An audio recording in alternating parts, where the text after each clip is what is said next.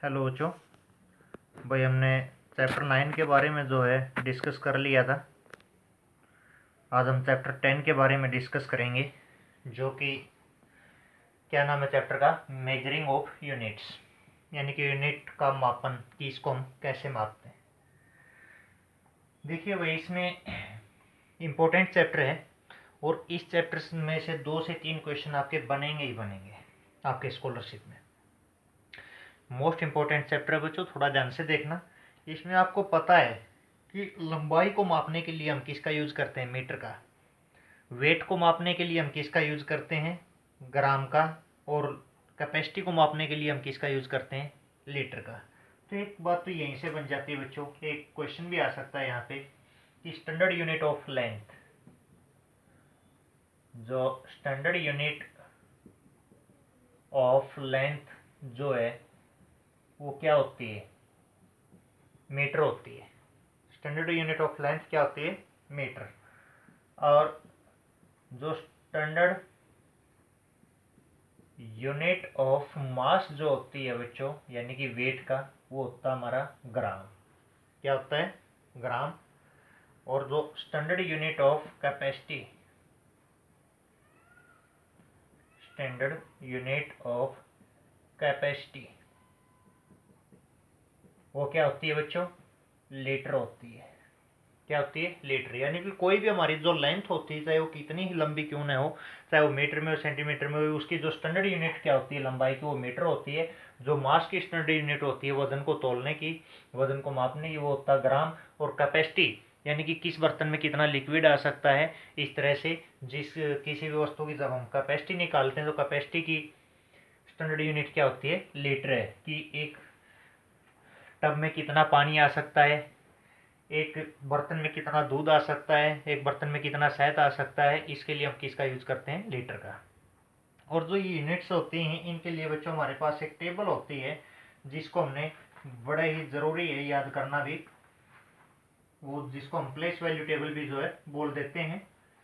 उसमें आपको बताया हुआ है कि किस प्रकार से आपने मीटर सेंटीमीटर को कन्वर्ट करना है, किस से किस में आपने कन्वर्ट करना है। देखिए, सबसे पहले ये हमारी टेबल होती है, मिली सबसे छोटी यूनिट है, सेंटी, डेसी, फिर मीटर, लीटर या ग्राम, फिर होती है बच्चों डेका, एक्टो और किलो। इनके साथ में जो ये इनके साथ में आप मीटर लगाओ, लीटर लगाओ या ग्राम लगाओ। Millilitre, millimetre, milligram, centilitre, centimetre, centigram, decilitre, decimetre, decigram, decalitre, decametre, decagram, hectolitre, hectometre, hectogram, kilolitre, kilometre, kilogram. ठीक है। बात रही बच्चों, अब इसको याद कैसे करोगे। या तो सीधी सी बात है भाई, इसको ऐसे ही याद रखो कि मिली सेंटी डेसी, फिर हमारी यूनिट आ जाती है, और उसके बाद डेका एक्टो किलो। ठीक है, इसमें एक लय ही बन जाती है, मिली सेंटी डेसी यूनिट के बाद डेका एक्टो किलो। या फिर इसमें जो है बच्चों, एक हिंदी में एक पंक्ति ही मैं लिख देता हूं, उसके अकॉर्डिंग भी आप याद रख सकते हो। किसी एड में डीसी मरा, मैंने ये लिख दिया, किसी एड में डीसी मरा। इसमें क्या बनता है, किसी में क्या है, कै है, कैसे किलो, की से क्या बन गया, किलो। एड में है एड से एक्टो। फिर है बच्चों किसी, और डै से क्या बन गया, डेका। मैं से मीटर, मीटर लीटर ग्राम जो हमारी यूनिट है।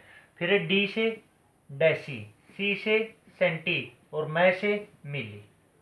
ठीक है, आप इसके माध्यम से भी इसको याद रख सकते हो। ये भी एक लाइन ही है जो इसको याद रखने के लिए हम यूज कर सकते हैं। किसी एड में डीसी मरा, की से किलो, है से एक्टो, डै से डेका, मैं से मीटर लीटर ग्राम जो हमारी यूनिट है, डी से डेसी, सी से सेंटी, और मैं से मिली। ठीक है, इसको याद रखने के लिए हम इसको यूज कर सकते हैं। अब बात आती है कि हम इसको याद भी कर लेंगे तो इसका यूज कैसे होगा, जो कि मोस्ट इंपॉर्टेंट है।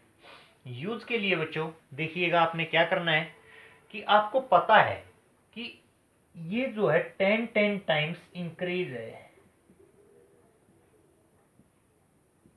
10 टाइम्स इंक्रीज है, मल्टीपल में होता है। ये क्या होता है? मल्टीपल में, यानी कि मिली से सेंटी 10 टाइम्स बड़ा होता है, सेंटी से डेसी 10 टाइम्स बड़ा है, डेसी से यूनिट जो है 10 टाइम्स बड़ी है, और यूनिट से डेका, डेका 10 टाइम्स बड़ा, डेका से एक्टो 10 टाइम्स बड़ा है, और एक्टो से किलो 10 टाइम्स बड़ा है। यदि आप छोटे से बड़े की तरफ आते हो और यदि बड़े से छोटे की तरफ आप जाते हो तो ये 10 टाइम्स क्या हो जाता है? छोटा। ये इससे 10 टाइम्स छोटा है, ये इससे 10 टाइम्स, ये इससे छोटा है, ये इससे छोटा है, और ये इससे छोटा है। यदि आप बड़े से छोटे में जाओगे तो ये 10-10 गुना छोटे हैं, और छोटे से बड़े में आओगे तो ये 10-10 गुना बड़े हैं। ठीक है। अब बात आ जाती है इसमें कि देखिएगा 1 सेंटी में 10 मिली होते हैं, 1 सेंटी में 10 मिली, 1 डेसी में 10 सेंटी, 1 मीटर में 10 डेसी, 1 डेका में 10 मीटर, 1 एक्टो में 10 डेका, और 1 किलो में 10 एक्टा। ठीक है। इसके लिए एक छोटा मैं आपको फार्मूला भी बताऊंगा जिसको आप याद रख सकते हैं कि क्या होता है। इसके रूल होते हैं बच्चों, दो रूल है हमारे पास। एक तो होता है BSM, BSM क्या होता है बच्चों? यानी कि B से बना है हमारा बिग, टू S से बन गया स्मॉल, बिग टू स्मॉल। यदि हमने बड़े से छोटे में जाना है, बिग टू स्मॉल, यदि हमने बड़े से छोटे में जाना है तो क्या करनी है? मल्टीप्लाई। क्या करनी है? मल्टीप्लाई आपने करनी है। दूसरा हमारा रूल सेकंड होता है, वो हमारा क्या होता है? वो होता है बच्चों SBD, SB और D। ये हमारा सेकंड रूल होता है। इसमें क्या होता है? S से स्मॉल टू B से बिग, स्मॉल टू बिग, यानी कि छोटे से बड़े में जाओगे तो क्या हो जाएगा? डिवाइड होगा। क्या होगा बच्चों? डिवाइड होगा। स्मॉल टू बिग यानी कि SBD, स्मॉल टू बिग जाओगे तो डिवाइड, और बिग टू स्मॉल यानी कि BSM जाओगे तो आप क्या हो जाएगा? मल्टीप्लाई जो है आपकी हो जाएगी। ये इसको याद रखने के लिए है कि हम इसको याद जो है कैसे रखें। अब बात आती है कि जब हम बड़े से छोटे में जाएंगे तो मल्टीप्लाई, छोटे से बड़े में जाएंगे तो डिवाइड। ये था बच्चा आपको ये टेबल याद करने का फार्मूला कि आप इसको टेबल को कैसे याद रखोगे, इसकी स्टैंडर्ड यूनिट की, इसकी लेंथ की क्या होती है, कैपेसिटी की क्या होती है, मास की क्या होती है, ये बातें भी आपने याद रखनी है। क्वेश्चन में एग्जामिनर पुट कर सकता है कि what is the standard unit of mass, और ऑप्शन में दे देगा कोई भी 4 ऑप्शन, किलो, एक्टो, ग्राम, मिलीग्राम, तो आपने वो लिखना है कि उसमें क्या होगी? ग्राम होगी। ठीक है। इस प्रकार से करना है। अब बात आती है कि इस टेबल को हम, टेबल से रिलेटेड जो क्वेश्चन है वो कैसे करेंगे, क्या करेंगे। तो बच्चों आज तो आपने केवल ये टेबल को ही याद करना है, आज आपने अच्छे से टेबल को याद कर लेना है। कल हम इससे रिलेटेड, इस टेबल से रिलेटेड कुछ क्वेश्चंस करेंगे जो आपने अच्छे से सोल्व कर लेने हैं। ठीक है। तो आज आपने अच्छे से टेबल को याद कर लेना है, इसको राइट करना है, और इससे रिलेटेड जो भी आपके चैप्टर में क्वेश्चन, इससे रिलेटेड कुछ क्वेश्चन चलो मैं लिख देता हूं, कुछ पार्टिकुलर से क्वेश्चन मैं लिख देता हूं, वो आपने याद करने हैं। बाकी के जो क्वेश्चन की प्रैक्टिस है वो हम कल करेंगे। 1 किलो में 1000 ग्राम होते हैं बच्चों। 1 केजी में कितने ग्राम होते हैं? 1000। 1 मीटर में यानी कि, या 1 ग्राम में कर लो, 1 ग्राम में 100 सेंटीग्राम होते हैं। 100 क्या होते हैं? सेंटीग्राम होते हैं। और 1 डेसीग्राम, 1 डेसीग्राम में कितने होते हैं?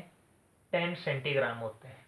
इसी प्रकार से 1 लीटर में 100 सेंटीलीटर होते हैं, और 1 मीटर में 100 सेंटीमीटर होते हैं। यानी कि यूनिट में जो सेंटी होता है वो कितना होता है बच्चों, 100 होता है। इसी प्रकार से बच्चों 1 डेसीग्राम में, 1 डेसीग्राम में, डेसीग्राम तो मैंने बता ही दिया था, 1 डेसीलीटर में क्या होंगे, 10 सेंटीलीटर होंगे। और 1 डेसीमीटर में, 1 डेसीमीटर में जो है 10, 1 मीटर 10 वो होंगे सेंटीमीटर, सेंटीमीटर नहीं, और ये भी डेसीमीटर में 10 सेंटीमीटर, हाँ ठीक है, 1 डेसीमीटर में 10 सेंटीमीटर होंगे, सही है। ये कुछ यूनिट हो जिसका ज़्यादातर यूज होता है।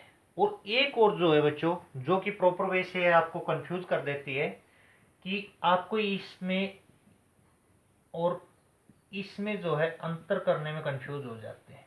ये है डेकाग्राम, ये है डेसीग्राम। डेकाग्राम में बीच में ए लगा मिलेगा, डेसीग्राम में सीधा वो लगेगा।